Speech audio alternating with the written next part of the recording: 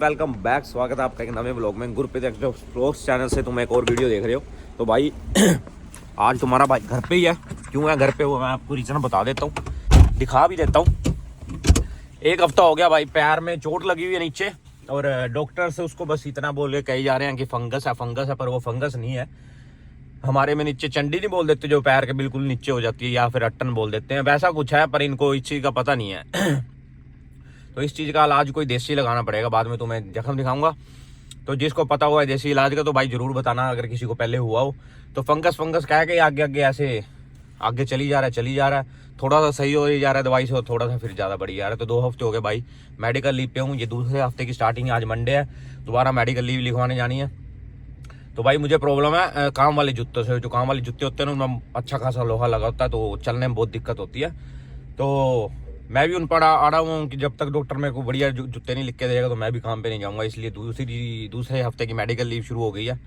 तो देखते हैं जर्नी कब तक चलती है। सबसे पहले भरवाना भाई गाड़ी में तेल, बिल्कुल ख़त्म हुआ पड़ा है, देख लो हालत ख़राब हुई पड़ी है। गाड़ी कंडीशन देखो, गाड़ी भी साफ़ करवाने वाली हो रही है।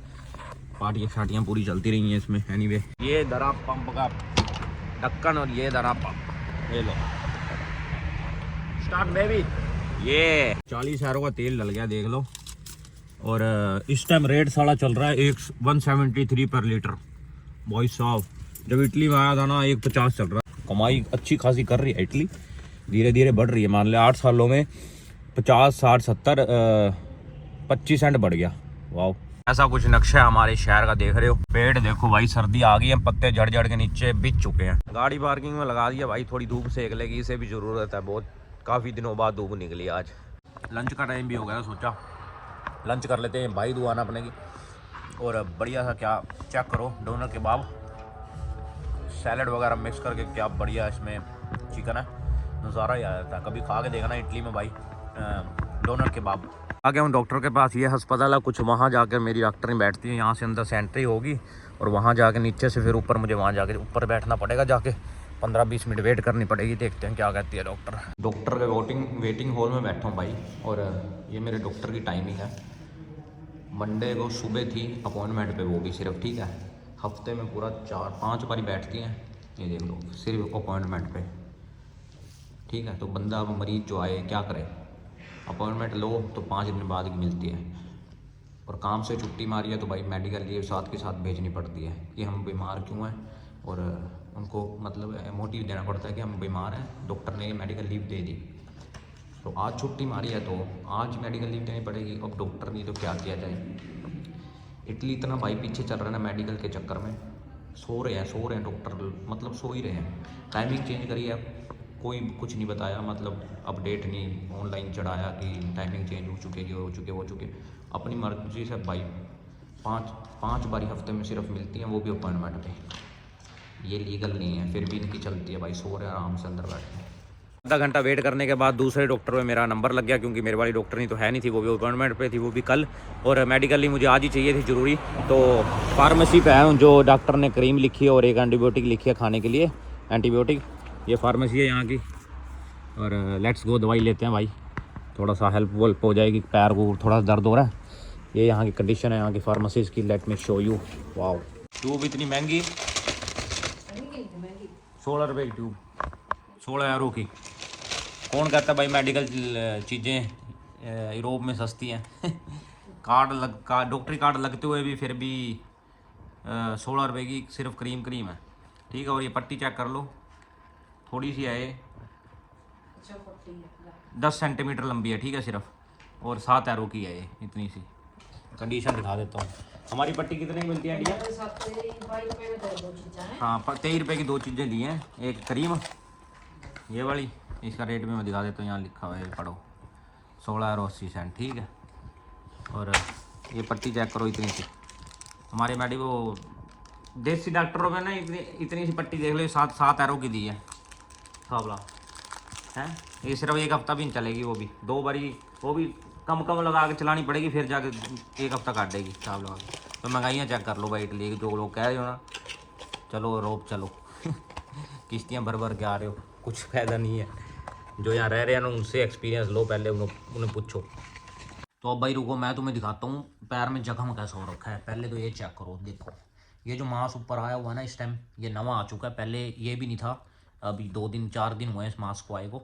और इससे नीचे वाला जख्म था ना वो पूरा दिख रहा था, और भाई अंदर पानी पूरा ऐसा निकल रहा था ना एक लगातार बिल्कुल। तो इसलिए मुझे मेडिकल लीव मारनी पड़ी, और लगड़ा के चल रहा था तो सारी लात ब्लॉक हो गई थी।